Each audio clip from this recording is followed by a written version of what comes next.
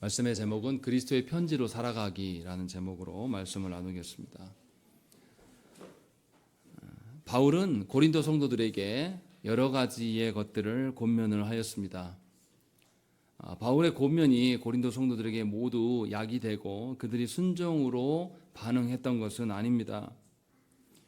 바울의 권면에 대해서 고린도 성도들이 수용하지 않고 거부하는 경우도 상당수 있었습니다.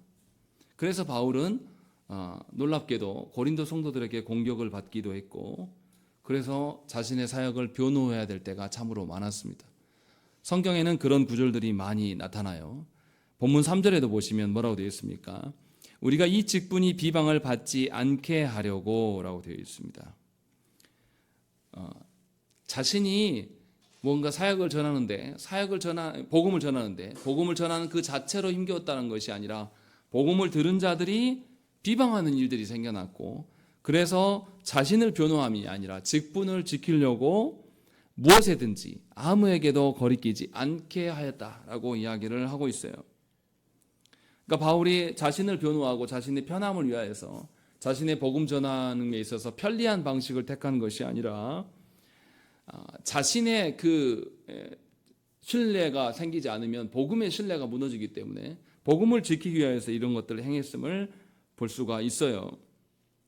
그리고 또 1절에서도 뭐라고 되어 있습니까? 하나님의 은혜를 헛되이 받지 말라라고 이야기를 하고 있어요. 이 말은 뭡니까? 고린도 성도들이 바울이 전한 복음을 헛되게 여기고 있다는 것입니다. 다시 말하면 고린도 성도들이 말씀을 전한 대로 수용하고 따른 것은 아니다라는 것을 분명히 알 수 있고, 11절부터 13절의 말씀이 그게 또 나옵니다. 고린도인들이여, 너희를 향하여 우리의 입이 열리고 우리의 마음이 넓어졌으니 너희가 우리 안에서 좁아진 것이 아니라 오직 너희 심정에서 좁아진 것이다 라는 것입니다. 그러니까 고린도 성도들이 바울에게 복음을 들어서 신자가 되었음에도 불구하고 거짓 복음을 전하는 자들로 인하여서 그들의 마음이 달라지고 바울을 배척하는 일이 생겨나서 바울에게 마음 문을 닫기 시작한 거죠. 그래서 마음을 넓힐 것을 요청합니다. 그래서 13절에 뭐라고 합니까? 내가 자녀에게 말하는 것처럼 너희 말하니 나에게 보답하는 것이 너희의 마음을 넓히는 것이다 라고 분명하게 밝히고 있어요. 그러니까 바울은 모든 이들이 복음을 들을 만해서 다 듣고 반응해서 복음을 전한 것이 아니에요. 자신을 달가워하지 않고 복음을 전해도 듣지 않는 그런 성도들을 향해서 권면하고 있다라는 것입니다. 다시 말하면 신자가 신앙생활을 해나갈 때에 신앙생활을 하도록 모든 여건과 형편이 도와주고 협력해 주는 것이 아닙니다. 늘 그 신앙을 가로막고 비웃고 멸시하는 세력들은 늘 있고 그 속에서 우리가 존재하는데, 그렇게 신앙을 반대하는 그런 상황 속에서 어떻게 살 것인가, 그 속에서 너희가 무엇을 할 것인가, 바울이 그러했던 것처럼 너희도 그러해야 될 것들을 지금 바울은 권면하고 있는 것입니다. 다시 말하면 바울은 자신이 고난받음 속에서 하나님의 어떠하심을 어떻게 지켜냈는가를 자기의 체득되어진 바를 근거로 고린도 성도들에게 지금 전하고 있는 것입니다. 그런 점에서 우리 시대에도 이 말씀이 굉장히 유용합니다. 우리 시대의 교회는 별로 긍정적인 그러한 환호를 받지 못합니다. 이미 타락할 대로 타락하여서 세상이 교회를 바라보는 시각이 매우 부정적이며 세상이 더 이상 교회에게 기대하는 바가 없습니다.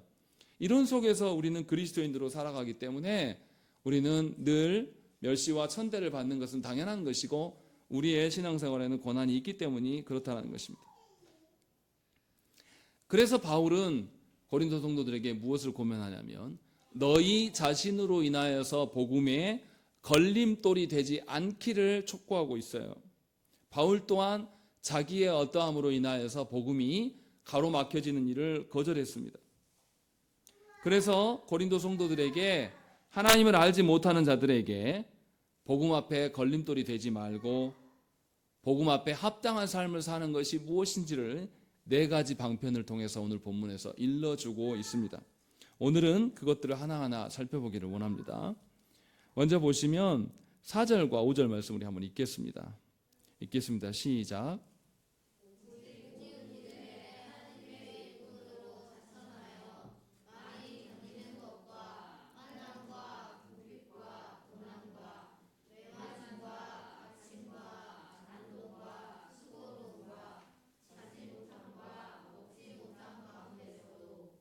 예, 여기 보시면 바울이 상상할 수 없는 고난을 당하고 있다라고 이야기를 하고 있어요. 그래서 바울은 이 고난 속에서 견디는 것을 이야기를 합니다. 4절에 보시면 많이 견디는 것, 고난 중에서 인내를 먼저 이야기를 하고 있습니다. 고난과 고통은 인생을 살아가는 모든 사람들에게 있는 것입니다. 하지만 바울이 말하고 있는 고난은 불신자들이 경험하는 고난과 다른 고난이며 또 우리의 고난과 비교할 수 없는 고난의 정도를 말하고 있는 것입니다. 일단은 인생살이에서 겪는 그 고난, 모든 사람이라면 겪는 그 고난이 아니라 바울이 말하는 고난은 그리스도의 이름 때문에 받는 고난을 말하고 있는 것이고, 바울이 받는 그 고난의 정도는 목숨을 내놓을 정도로 아주 치열한 그 속에 이뤄진 고난들입니다. 그래서 4절과 5절에 뭐라고 하냐면 바울은 환난과 궁핍과 고난 속에 있었다라고 이야기를 해요. 이것은 자신의 처지가 그러했다라고 말하는 거예요. 그러니까 자신의 처지가 그러해서 힘들었다라고 말하는 것, 이것을 하나 밝히고 있고, 그 뒤에 뭐라고 되어 있습니까? 매맞음과 갇힘과 난동에 대한 언급을 해요. 이것은 내가 그러지 않았는데 외부인들이 나를 공격함을 말하는 거죠. 타인에 의하여서 벌어진 그 고난, 환난, 이것을 이야기를 하고 있는 겁니다. 그러니까 자기의 처지가 그러하기 때문인가, 또 외부로부터 타인이 나를 공격함, 이 모든 고난을 받고 있는 것이에요. 그 때문에 바울은 수고로운 것을 경험했고 잠을 잘 수가 없었고 먹지 못하는 일들이 늘 다반사였다라고 이야기를 하고 있는 거예요. 보통 우리는 타인으로 인하여서 공격을 받는 그 고난, 타인의 멸시로부터 받는 고난이 생겨나면 우리는 이 일을 굉장히 부당한 일로 처리합니다. 그래서 타인과 뭔가 씨름하려고 해요. 그런데 바울은 그 고난을 타인의 무엇인가, 타인의 부당함으로 돌리지 않아요. 분명하게 그 고난 중에서 성도의 행동은 항상 믿음과 순종에 대한 진정성이 드러나야 될 시험의 방편으로 보고 있는 것입니다. 그런 점에서 엄청나게 다른 겁니다. 성경에는 이러한 인물이 많이 나와요. 요셉이 어떻습니까? 요셉은 잘못한 것이 없음에도 불구하고 형들의 시기로 말미암아 배반을 당하고 팔립니다. 또 요셉이 그 애굽에서 노예 생활을 아주 순종적이고 성실하게 행했음에도 불구하고 보디발의 아내에게 모함을 당하고 옥살이를 하게 돼요. 또 옥에서 요셉이 어떻게 삽니까? 술 맡은 관원장의 꿈의 해석을 해줬지만 술 맡은 관원장은 그를 잊어버렸습니다. 몇 년 동안 잊어버린 채로 두었어요. 그런데도 요셉은 그 속에서 어떻게 했습니까? 항상 변함없는 순종과 순전한 믿음을 보이는 그 순종의 모델로서 삶을 살아온 것입니다.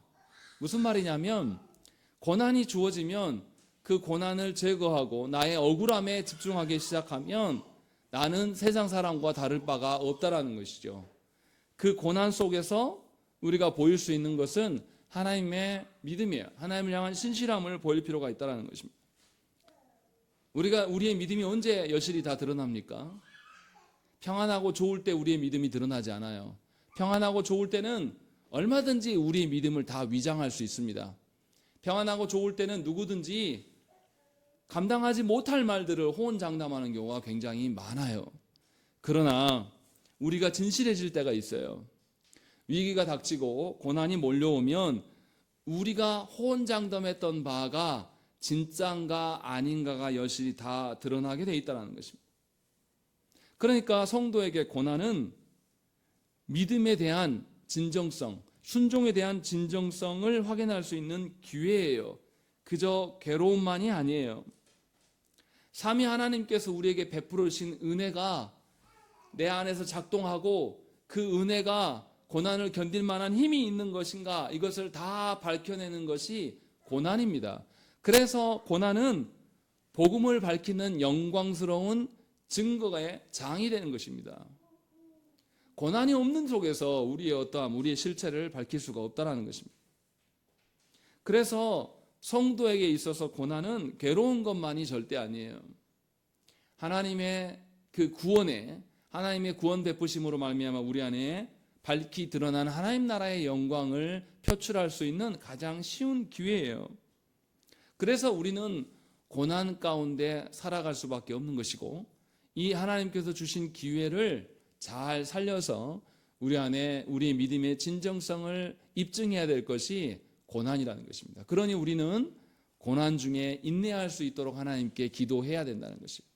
바울은 지금 이 이야기를 먼저 처음으로 고면하고 있는 겁니다. 우리 중에 바울보다 더 심각한 고난을 당한 사람은 없을 거예요. 그런데도 바울은 그 죽음의 위기를 몇 번이나 건너면서 그 속에서 자신의 신앙의 어떠함을 입증할 수 있는 기회를 삼게 되었고, 이것으로 말미암아 더욱더 하나님을 붙잡을 수 있는 기회로 삼고 있다라는 것을 분명히 우리에게 알려줍니다. 그리고 두 번째로는 6절과 7절 말씀 우리 함께 읽겠습니다. 시작.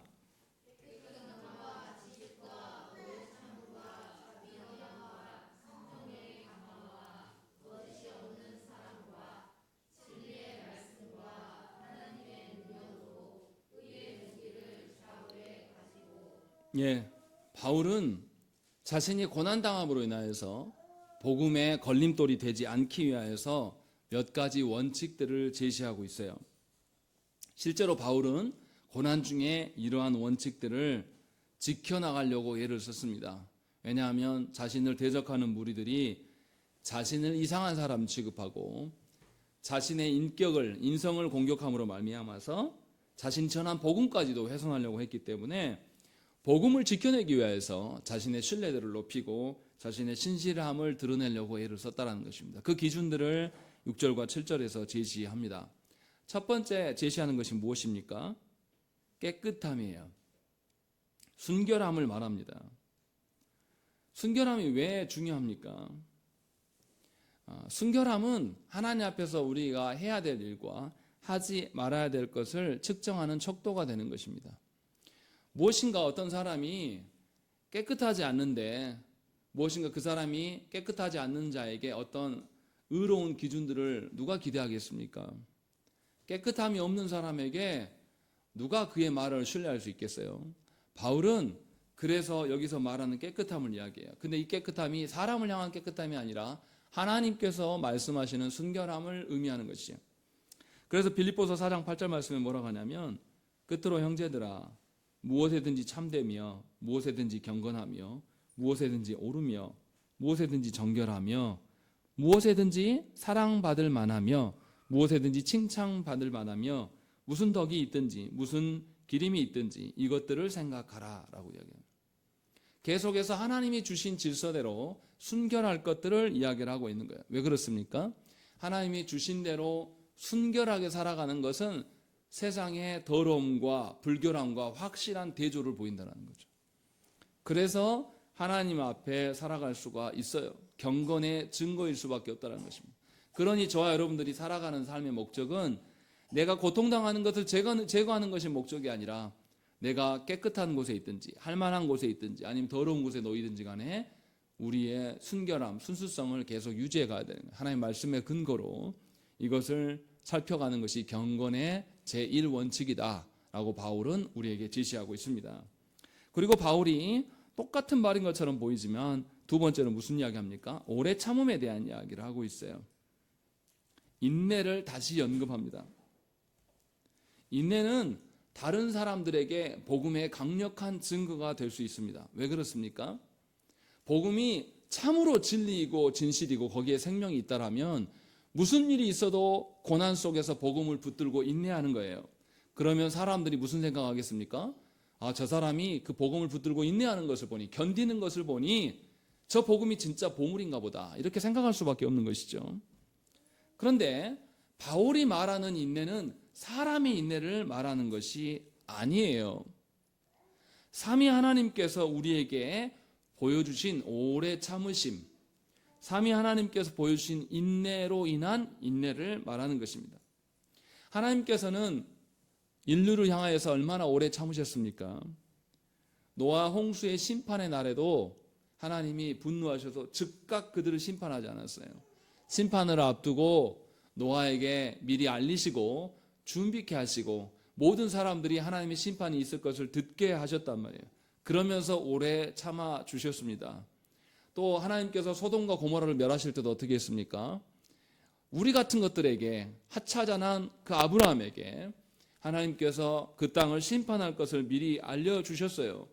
그리고 아브라함이 감히 하나님께 의인 50명, 40명, 30명 이렇게 하고 10명까지 줄여갈 때까지도 하나님이 인내하심으로 그 10명만 있어도 내가 멸하지 않겠다라고 늘 인내하시고 참아주셨어요. 우리의 불순종함, 우리의 교만함, 우리의 이해하지 못함으로 인하여서 하나님께 요구할 때에 하나님은 언제까지나 참으시면서 우리를 구원하시기 위하여서 오늘 또 인내하셨어요. 그러므로 말미암아 우리가 멸망당하지 않고 있고, 우리 모두를 위하여서 하나님은 아드님을 내어주시면서까지도 인내하시고, 오늘도 성령님을 우리 가운데 보내셔서 성령님이 우리 안에 내주하게 하심으로 여전히 인내하고 계신다는 것입니다. 그러니까 하나님의 인내는 어떤 것입니까? 그냥 참아주신 것만이 아니에요. 우리가 깨닫도록 하나님의 자비하심을 베푸시고 하나님의 긍휼을 공급하시는 인내예요. 그냥 견디는 것을 말하는 것이 아니에요. 하나님은 불의하고 교만한 우리들을 향하여서 끝까지 당신의 어떠함을 증거하시면서 참아주셨다는 것입니다. 그래서 하나님에 대한 그 고백이 많이 나타나요. 시편 103편 8절과 9절에 여호와는 긍휼이 많으시고 은혜로우시며 노하기를 더디하시고 인자하심이 풍부하시도다. 자주 경책하지 아니하시며 노를 영원히 품지 아니하시리로다 라고 되어 있습니다. 우리는 이러한 방식으로 사람을 대하지 못해요. 저도 자녀들이 있지만 끝까지 참아주고 인내하는 데는 굉장히 취약한 부모입니다. 오히려 사랑한다고 하는 그것을 타이틀을 달고 그에게 엄하게 꾸짖는 일에 훨씬 더 능한 아빠예요. 그런다 하나님은 우리를 향하여서 끝까지 참아주시고 인내하심으로 말미암아서 우리에게 끊임없이 기회를 주고 계신다는 것입니다. 그래서 우리는 새 생명이 되고 우리는 강압적으로 주의 나라의 일원이 되는 것이 아니라 자원하는 마음으로 하나님께 순종할 수 있는 기회를 얻게 되는 거예요. 우리 같은 것들에게 참아주셔서 하나님 나라의 기업을 잇는, 하나님 나라를 소망할 수 있는 그 영광을 우리에게 오늘도 부여하고 계신다는 것이죠. 그런 하나님 앞에서 우리가 무엇을 못 참겠습니까? 바울은 이 인내를 우리에게 말씀하고 있는 거예요. 그러니 인생길에서 나타난 일들, 사람과의 관계 속에서 드러난 고난, 내 육신의 연약함으로 드러난 고난, 경제적인 것들로 인한 고난, 이런 고난들이 과연 하나님이 참아주신 것과 비교할 수 있겠냐 이 말이죠. 그래서 바울은 우리에게 오래 참을 것들을 고면하고 있고 이 오래 참음의 근원은 하나님께 있다라는 것을 분명히 밝히고 있어요. 그러니 고난 받으면 받을수록 누구에게 가야 됩니까? 하나님께 향해 있어야 돼요. 하나님이 어떠하심을 우리는 그 고난을 이겨낼 수 있는 것을 지금 말하고 있는 거예요. 그리고 나서 바울이 무슨 이야기 합니까? 세 번째로 자비함에 대한 언급을 하고 있습니다. 이 자비함은 나를 향한 자비함이 아니에요. 하나님께서 자신을 향한 자비함으로 우리를 구원하신 것이 아니에요. 하나님은 아무 가치 없고 교만한 우리들을 향해서 아드님을 내어주신 그 자비함을 보이셨습니다. 타인을 향한 자비를 우리에게 베풀어 주셨어요. 그래서 우리가 하나님의 자녀로 사는 겁니다. 디모데전서 3장 3절부터 4절 말씀, 디도서 3장 3절과 4절 말씀이 뭐라고 되어 있냐면 우리도 전에는 어리석은 자요, 순종하지 아니한 자요, 속은 자요, 여러 가지 종욕과 행락의 종로로 다는 자요, 악독과 투기를 일삼은 자요, 가증스러운 자요, 피차 미워한 자였으나 우리 구주 하나님의 자비와 사람 사랑하심이 나타날 때에 라고 말씀하고 있는 거예요. 우리는 하나님께 사랑받을 만한 그런 존재가 아니에요. 가치가 있고 사랑할 만해서 하나님이 우리를 사랑하신 것이 아니라 순전히 하나님의 사랑 많으심, 하나님의 자비하심 때문에 우리를 사랑하신 겁니다. 그런데 예수 믿는 우리들은 누구를 사랑할 때 그렇게 사랑할 줄 몰라요. 그 사람이 나에게 조그만 말을 뒤틀리게 때린 것도 아니에요. 나에게 어떤 물리적인 것들을 가한 것도 아닌데 나에게 대한 표정이 안 좋다든가 내가 원하는 말을 안 해준다든가 어떤 이런 말만 생기면 우리는 어떻습니까? 바로 미워해요. 저 사람이 나한테 저러지? 바로 의심을 품고 그러한 식으로 돼요. 그러나 바울은 무슨 이야기를 합니까? 네가 받은 삼위 하나님으로부터의 받은 그 자비하심과 사랑은 도대체 어디 있냐? 이것을 묻고 있는 거예요. 하나님은 우리에게 조건을 걸고 사랑하신 게 아닙니다. 이유를 근거로 우리가 사랑할 만하기 때문에 사랑하신 것이 아니에요. 그 사랑으로 하나님은 우리를 한없이 대해주셨습니다. 그렇기 때문에 고난 가운데 성도는 자신을 고난으로 몰아치는 자들에게 하나님의 자비하심의 그 기준으로 그들을 대하고 살펴야 된다는 것입니다. 이것이 바울이 말하는 경건의 기준이에요. 참 어려운 이야기예요. 이것은 쉬운 이야기가 아닙니다. 그런데 바울이 이것을 왜 기준으로 제시하냐? 그에 대한 답이 뒤에 나와요. 6절 말씀. 자비함과 그 다음에 뭐라고 되어 있습니까? 읽겠습니다. 시작.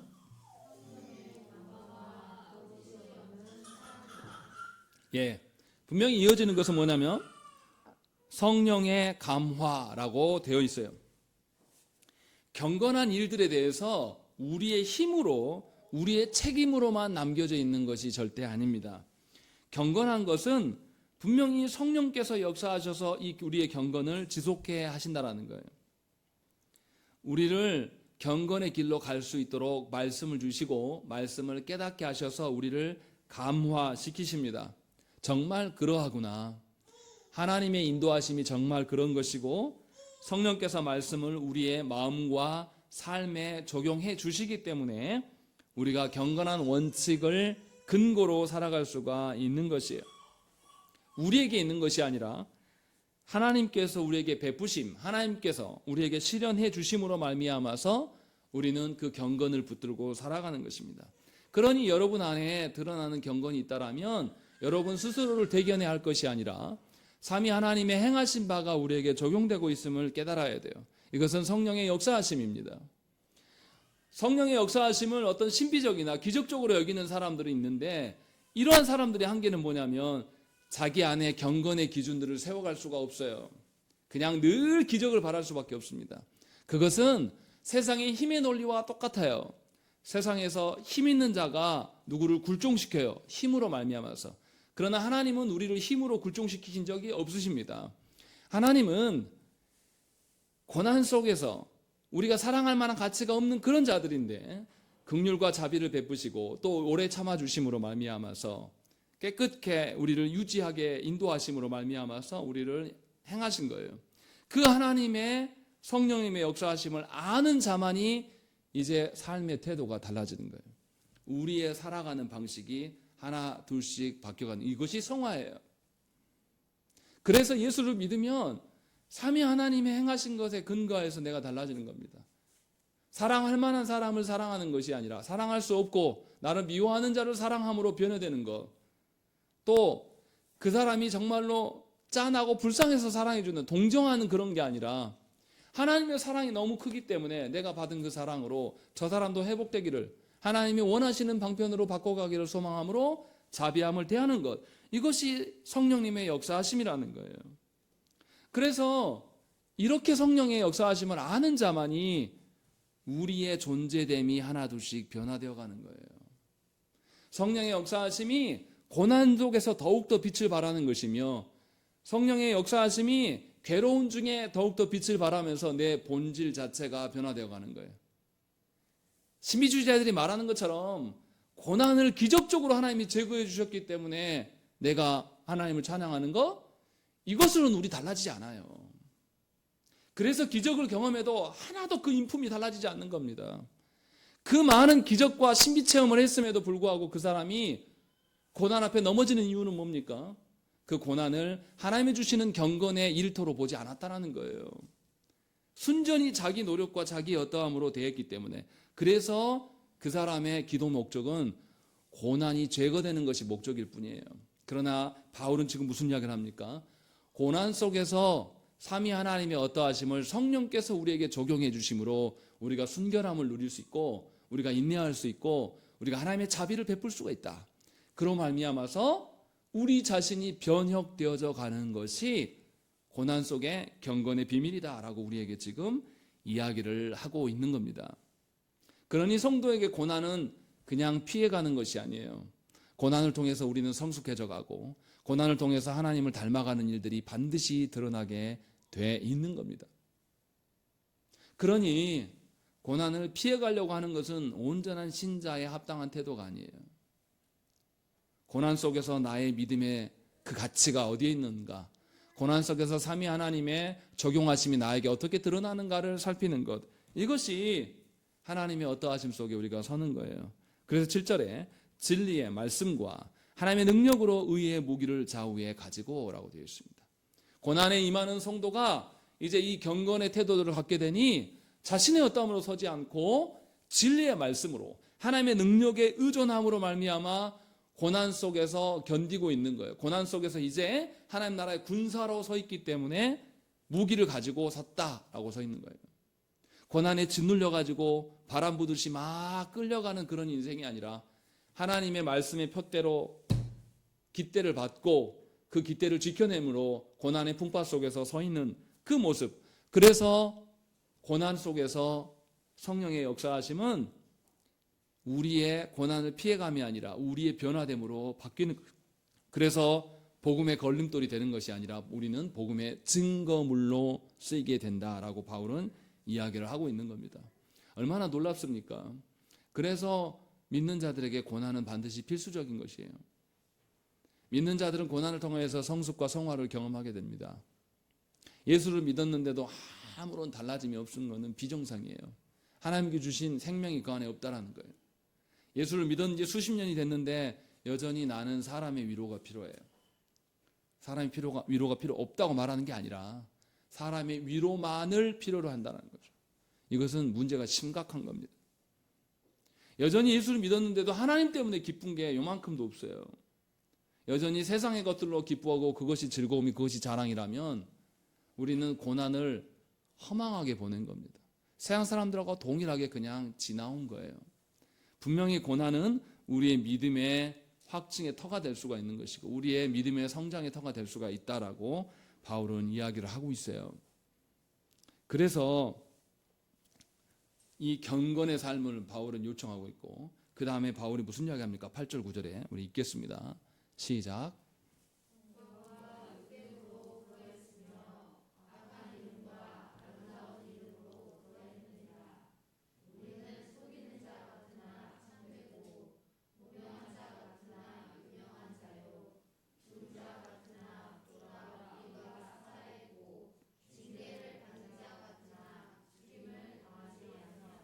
예, 바울은 성도가 고난을 받고 살아가기 때문에 복음의 걸림돌이 되지 않고 복음의 증거로 증인으로 살아가기 때문에 영광스러운 일과 욕됨을 다 경험했다라고 이야기를 하고 있어요. 이 모든 것을 둘 다 겸허히 받아들였다라고 이야기를 하고 있는 겁니다. 하나님을 알지 못하는 자, 그리스도를 알지 못하는 자들은 성도가 어떻게 보이겠습니까? 없는 것을 있다 말하는 것처럼 보여요. 하나님이 안 계신데 그들이 보기에는. 근데 성도들은 계속 하나님이 있다 말하거든요. 그러니까 속이는 자처럼 보인다는 것이죠. 그리고 세상의 기준으로 봤을 때는 정말로 볼품없는 자들이에요. 보이지 않는 하나님 나라를 위하여 살기 때문에 세상의 기준으로는 무명한 자예요. 별 볼 일 없는 그런 사람.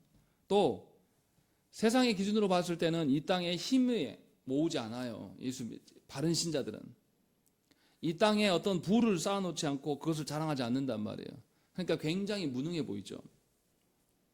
그리고 세상 사람들은 인과응보의 관점으로 살아가기 때문에 고난을 받는 것은 저 사람이 잘못 살았기 때문에 고난을 받는다, 이렇게 판단을 합니다. 다시 말하면 고난받고 있는 것은 징계받고 있는 것이다, 이 관점으로밖에 설명할 수가 없다는 것. 이것이 세상의 관점이에요. 이렇게 믿는 자들을 바라보기 때문에 믿는 자들에게 하나님의 영광은 잘 보이지 않고 뭐만 보입니까? 계속 믿는 자들은 욕만 먹는 거예요. 별로 그렇게 좋아 보이지 않는 삶. 이러한 세상 속에서 그리스도인이 살아가기 때문에 그리스도인에 대한 평가는 좋지 못합니다. 별로 그리스도인답게 살아가는 거 세상 사람들이 원치 않아요. 아니요, 교회 안의 사람들도 원치 않습니다. 우리 시대의 교회는 더더욱 그래요. 그래서 세상처럼 거대해지고 힘이 써지고 성공하는 것이 예수 잘 믿는 것이라고 우리 시대는 거짓을 말하고 저와 여러분들은 그것에 굉장히 익숙합니다. 그러나 바울은 도리어 이것이 세상에서 부정적인 평가가 도리어 유익이 된다라고 분명하게 밝히고 있고, 그래서 이 둘 다를 우리는 수용해야 된다라는 것을 이야기를 하고 있어요. 왜 그렇습니까? 세상에서 우리를 향한 좋은 평가가 일어나면 우리는 어떻게 됩니까? 바로 교만 떨어요. 자만하게 됩니다. 그리고 교만하고 자만하게 된 성도는 반드시 어떻습니까? 하나님 앞에서 넘어지게 되어 있어요. 그런데 그보다 더 중요한 게 뭡니까? 성도가 누군가로부터 비방의 말을 들은다고 해서 우리가 고난을 당하고 하나님의 이름 때문에 비방을 당하게 되면 예수님께서 받으신 그 고난 속에 포함되게 되는 거예요. 이것이 진정한 성도에게 위로가 되는 것이에요. 사람 중에서 십자가에 달리신 예수님보다 더 많은 비난과 조롱과 멸시를 받은 사람이 누가 있습니까? 아무도 없어요. 주님을 따르는 제자들도 나쁜 평판을 받았고 그들이 다 순교당했어요. 죽임당했단 말이에요. 그런데 우리 같은 것들에게 하나님께서 고난을 주시고 세상으로부터의 멸시와 무시를 받게 되는 것은 그리스도의 고난에 참여할 수 있는 기회가 되는 것이에요. 다시 말하면 우리가 그리스도의 몸이 되었다라는 것을 확증시켜 주는 거예요. 그러니 놀라운 위로가 되는 것입니다. 우리 같은 것들에게 우리처럼 하나님처럼 되고 우리처럼 하나님 말씀을 따르지 않고 우리처럼 제 마음대로 살아가는 우리들에게 하나님께서 우리를 그리스도의 몸 되게 하신 것을 확인시켜준, 그리스도께서 당하신 고난에 우리가 같이 참여케 하시는 것, 이것이 놀라운 위로가 될 수밖에 없다는 것이에요. 왜냐하면 하나님이 말씀하신, 하나님이 구원하시는 그 유익을 소망으로 품고 살아가기 때문에 그리스도의 어떠하심을 소망할 수밖에 없는 거예요. 참다운 신자는. 그러나 참다운 신자가 아니고 아직도 그리스도께서 보여주신 그 구원의 은덕이 무엇인지를 모르고 살아가는 사람들은 고난이 싫은 겁니다. 그냥 괴롭기만 해요. 여전히 세상 앞에서 자기의 이름을 떨치고 싶고, 여전히 세상 앞에서 자랑질하고 싶고, 여전히 세상의 어떠한 근거로 인하여서 그의 인생을 살아가는 거예요. 하나님 나라에서 그는 얼마나 초라한 자겠습니까? 하나님 나라에서 그는 아무런 의미가 없는 자예요. 그래서 바울은 지금 이 이야기를 하고 있는 거예요.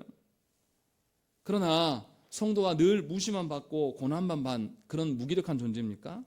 그렇지 않습니다.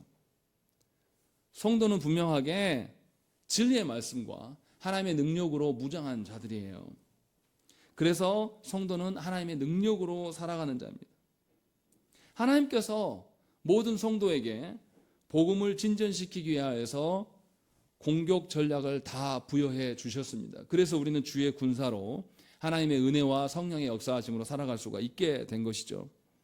그것을 보여주는 것이 바로 10절의 말씀이에요. 우리 함께 읽겠습니다. 읽겠습니다. 시작.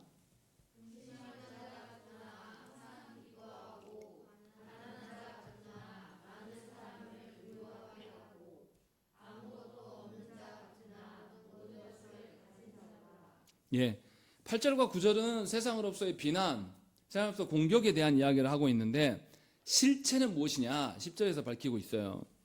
근심하는 자 같으나 항상 기뻐하고 가난한 자 같으나 많은 사람을 부요하게 하고 아무것도 없는 자 같으나 모든 것을 가진 자다라고 이야기를 하고 있습니다. 이게 무슨 말입니까? 바울이 고난 속에 있으면서도 끝까지 하나님의 경건의 틀을 놓지 않고 하나님의 어떠하신 복음을 붙잡고 있었기 때문에 소망이 있다라고 지금 말하고 있는 거예요. 그래서 10절에서 바울은 가난하지만 많은 이들을 부욕해 하고 아무것도 없는 것 같으면서 모든 것을 소유하고 있다 이렇게 말합니다. 베드로전서 1장 8절 말씀 보시면 예수를 너희가 보지 못하였으나 사랑하는도다. 이제도 보지 못하나 믿고 말할 수 없는 영광스러운 즐거움으로 기뻐하니 라고 되어 있습니다. 보지 못했는데 믿음으로 말미암아 기뻐하고 있다는 것이에요. 보지 못했는데 있다라는 거죠. 그래서 성도의 삶은 고난 가운데 있어도 희망의 빗줄기를 붙잡고 살아가는 것입니다. 세상의 기준으로 볼 때 성도처럼 가난한 자가 없어요. 그런데 성도는 타인에게 걸림돌이 되지 않음으로써 하나님께서 우리를 사용하고 많은 사람에게 영적인 부요함을 가져다 주는 것을 보여주고 있어요. 아무것도 가지지 않은 것처럼 보이지만 사실은 하나님 나라의 부요함과 풍성함을 보여주고 타인에게 이것을 누리도록 베푸는 자로 서 있다는 것입니다. 아무것도 소유하지 않았어도 그리스도와 함께 하나님 나라의 상속자이기 때문에 세상 모든 이들에게 참된 소유, 영원한 소유가 무엇인지를 알려주는 자이기 때문에 모든 것을 소유한 자예요. 바울은 이것을 이야기를 하고 있습니다. 그래서 바울은 자기 자신을 뭐라고 밝혔습니까? 1절 말씀 보세요.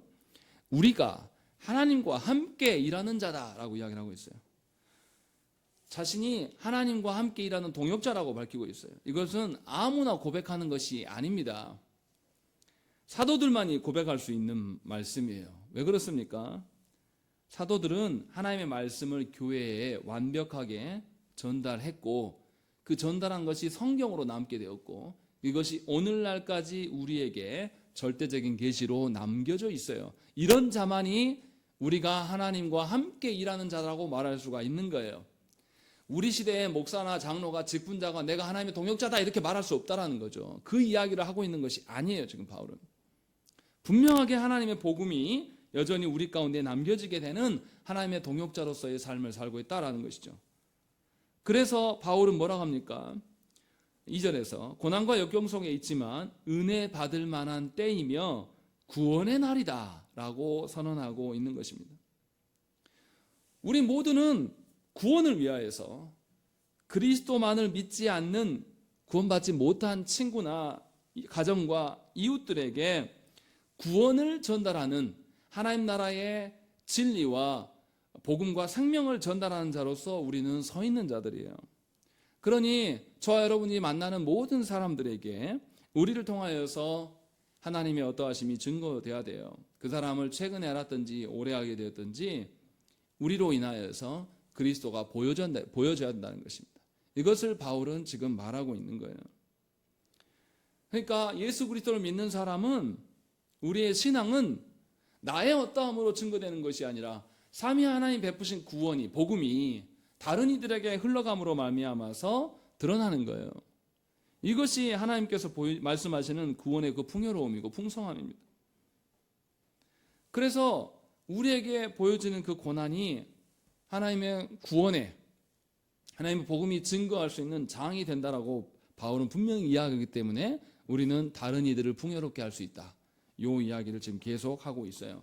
과연 저와 여러분들이 고난 속에서 진정으로 이 목적을 이루며 살아가면서 고난 중에도 하나님의 어떠하심을 보냐 이 말이에요. 우리가 진짜 그렇게 살아왔냐 이 말이에요. 많은 사람들이 왜 교회 다니기 싫습니까? 라고 물어보면 그 이유 중에 하나 중에 가장 많이 나오는 게 뭘까요? 하나님 때문에 교회 다니기 싫어요. 하나님이 가짜라서 믿기 힘듭니다. 이런 사람이 있습니까? 거의 없어요. 누구 때문에 교회 다니기 싫다고 이야기합니까? 먼저 예수 믿는 사람들, 예수 믿는 사람들 삶의 방식이나 그들의 행함을 보니 아주 더럽더라. 이기적이다. 지밖에 모른다. 라는 이야기를 해요. 바울이 지금 그 이야기를 우리에게 하는 겁니다. 교회의 직분자들이 세상 속에서 위선적으로 살아가고 그 일들이 범죄로 드러나고 그것이 사람들 앞에 다 밝혀질 때 기독교를 가장 멀리하게 만드는 주범이 되는 것입니다. 그러니 먼저 믿은 자들의 삶이 어떠한 것은 굉장히 중요해요. 우리는 그런 교회를 만들어 버렸습니다. 그래서 세상이 교회에게 기대를 하나도 하지 않아요. 언젠가부터 세상이 교회를 걱정해요. 야, 니네 교회 대형교회 그 목사가 저렇게 횡령해서 미국의 부동산에 사놓고 있는데 너희 뭐하고 있냐? 야, 교회가 하나님의 것이라며. 그런데 왜 목사 아들에게 세습하냐? 이것을 세상 언론들이 고발한 지가 20년이 넘었어요. 교회 회개합니까? 안 해요, 우리는. 여전히 먼저 믿은 우리들이 계속해서 노골적으로 복음을 가리는 걸림돌로 서 있는 거예요. 요즘에 뉴스 보세요. 뉴스 보기가 정말 무섭습니다. 목사가 어쩌고 저쩌고 장로가 어쩌고 저쩌고 하는 이야기들이 굉장히 많이 나와요. 한두 건이 아니어서 말을 어떻게 꺼낼 수가 없어요. 90년대 말에 교회 권사들이 정치권의 남편들이 다 정치권이나 법 쪽에서 일하는 그 아내들이 다 권사들이었는데 자기들 남편 승진과 비리를 덮기 위해서 권사들이 노골적으로 로비를 했습니다. 당시에 몇 천만 원 하는 이 밍크 코트 이런 거 서로 주고받으면서 온 로비했던 것이 다 까발려졌어요. 다 교회 직분자들이에요. 이러한 추문들이 복음을 가리우는 가장 큰 바위로 남아있는 겁니다. 그러니 그리스도인들이 어떻게 예수를 먼저 믿은 사람들이 어떻게 살아야 되는 것은 너무나 중요한 거예요. 이처럼 공적인 목회자가, 공적인 직분자가 노골적으로 공적인 죄에 빠질 때마다 악한 자들은 기뻐하고 세상은 그리스도를 비웃습니다. 더 많은 사람들이 교회에 올 수 있는 모든 길을 막아세우는 것, 그것을 누가 했냐면 저와 여러분들이 한 거예요. 그리고 그 교회에 있으면서 우리는 회개하지 않았습니다. 여전히 우리는 뭘 자랑합니까? 세상에서 잘되고 거대해지고 커지는 것, 이 땅에서 어떠함을 근거로 살아가는 것, 그것으로 위로받아요. 먼저 믿은 우리들의 신앙이 얼마나 중요합니까? 우리들의 믿음이 역경과 고난 속에서도 희망이 빗줄기가 되고 있는지를 생각을 해봐야 돼요. 정말로 보이지 않는, 그래서 이 본문에 개혁교회 어떤 목사님은 뭐라고 설명하냐면 실버 라이닝 이렇게 이야기해요. 이게 뭐냐면 먹구름이 끼어있고 비가 막 왔어요. 깜깜한 하늘 밑에 해가 뒤에 등장합니다. 그러면 어디가 밝아집니까? 먹구름은 까만데 먹구름 테두리가 어떻게 돼요? 금빛으로 바뀝니다. 이것을 실버 라이닝이라고 이야기를 해요. 해가 보입니까? 안 보입니까? 아직 안 보여요. 그런데 그 실버 라이닝을 보면서 뭘 기대할 수 있습니까? 비가 그치고 해가 나오겠구나. 예수 믿는 자들이 고난 속에서 드러내야 될 것이 바로 이런 실버 라이닝으로 살아가야 되는 거예요. 그리스도를 세상이 직접 보지 못하지만 예수 믿는 자들이 하나님의 어떠하심을 증거하면서 그것을 드러내므로 세상이 하나님을 기대할 수 있도록 우리가 만들어야 돼요. 예수 믿는 자들의 삶이 그래야 된다는 것이죠. 이것이 바울이 지금 우리에게 말하고 있는 권면의 말씀이에요. 고난당했다고 해서 우리도 함께 암흑 속에 묻혀지면서 함께 더럽혀지고 함께 견디지 못하여서 절망하고 낙심하며 눈물을 흩뿌리는 그런 살아가는 삶이 아니라 그 고난 속에서 우리는 정말로 희망의 빗줄기가 되고 있냐 이 말이에요. 그런데 이 희망의 빗줄기는 세상 속에서 볼 수 없는 희망의 빗줄기예요. 삼위 하나님에 대한 빗줄기라는 것입니다. 분명하게 바울은 그래서 뭐라고 이야기했습니까? 이미 앞서서 3장 2절에서 성도는 뭐라고 했어요? 그리스도의 편지다라고 이미 밝혔어요. 바울이 성도인 그리스도의 편지인 그들에게 이미 편지를 기록했어요. 복음을 기록했어요. 그러면 성도들은 그 기록된 복음을 늘 드러내 보여야 돼요. 성도에게서 누가 보여야 됩니까? 예수 그리스도가 보여야 돼요. 성도에게서 그리스도의 복음의 말씀이 드러나야 되는 거예요. 고난 속에서는 더 확실히 확연하게 드러나 보인다는 것입니다. 그래서 바울은 그리스도의 어떠하심을 성도들을 통하여서 세상을 읽게 된다라고 분명하게 말씀했던 것이죠. 그러니까 모든 성도는 그리스도 앞에서 각자의 사역을 담당하고 있는 자들이에요. 성도가 신앙에 대한 합당한 고백만으로 끝나서는 안 됩니다. 신앙에 대한 고백을 했고 하나님께 호언장담을 했으면 실제로 그대로 살아야 돼요. 그러할 때 그 성도의 삶의 자취들은 그리스도의 편지가 되는 것이에요. 그리스도의 어떠함을 반영하는 것이 되는 것입니다. 그래서 우리는 고난 중에 그리스도의 이름 때문에 세상 속에서 멸시당하고 비방당하고 어려움을 처했을 때에 더더욱 순결함을 유지하고 하나님 앞에서 정결한 마음으로 인내하고 하나님의 자비하심과 사랑을 근거로 인하여서 우리를 비난하는 자들에게 삼위 하나님의 사랑을 증거해야 되는 것입니다. 그것이 우리의 정체성이에요. 성령께서 우리 안에 내주해 주심으로 말미암아 이 일에 협력하시고 우리를 도우시는 거예요. 우리가 복음 앞에 걸림돌이 되지 않도록, 우리가 복음 앞에 산 증인이 되도록 하시기 위하여서 삼위 하나님께서 이렇게 우리를 협력하고 이끄신다는 것입니다. 그러니 우리는 바른 신앙 고백만을 할 것이 아니라 고백한 대로 살아내야 되는 거지. 그래서 우리 안에서 하나님의 인내하심과 하나님의 순결과 하나님의 자비하심이 온전히 드러나는 것, 그것이 성도의 삶이라는 것입니다. 여러분들은 여러분들의 가정 안에서 자녀들과 배우자에게 정말 그리스도의 편지입니까? 여러분들은 일터 안에서 정말로 여러분 자신이 아니라 그리스도를 드러내기를 원하십니까? 그 사람의 관계가 깨질 것 같아서 복음을 증거하지 못한다면 여러분들은 더 이상 그리스도의 편지가 아니에요. 분명하게 이 말씀을 알아들으셔야 돼요. 우리가 드러내야 될 것은 삼위 하나님이시지 결코 나의 어떠함이 아니라는 것입니다. 바라기는 여러분 안에 참으로 복음이 씌어지기를 원합니다. 복음이 기록되기를 원해요. 그리고 기록된 복음이 고난 중에서 빛을 발하여서 여러분들을 통하여서 세상이 삼위 하나님을 기대할 수 있기를 원합니다. 진정으로 하나님 앞에 서게 될 날을 기대하면서 오늘을 사십시오. 그래서 고난 속에서 여러분들의 어떠함이 아니라 복음을 입증하는 자로 바울이 말하는 것처럼 지금은 은혜 받을 때고 구원받는 날이다 라는 것을 여러분 스스로가 입증하고 세상에게 선포해야 될 줄로 믿습니다. 함께 기도하겠습니다.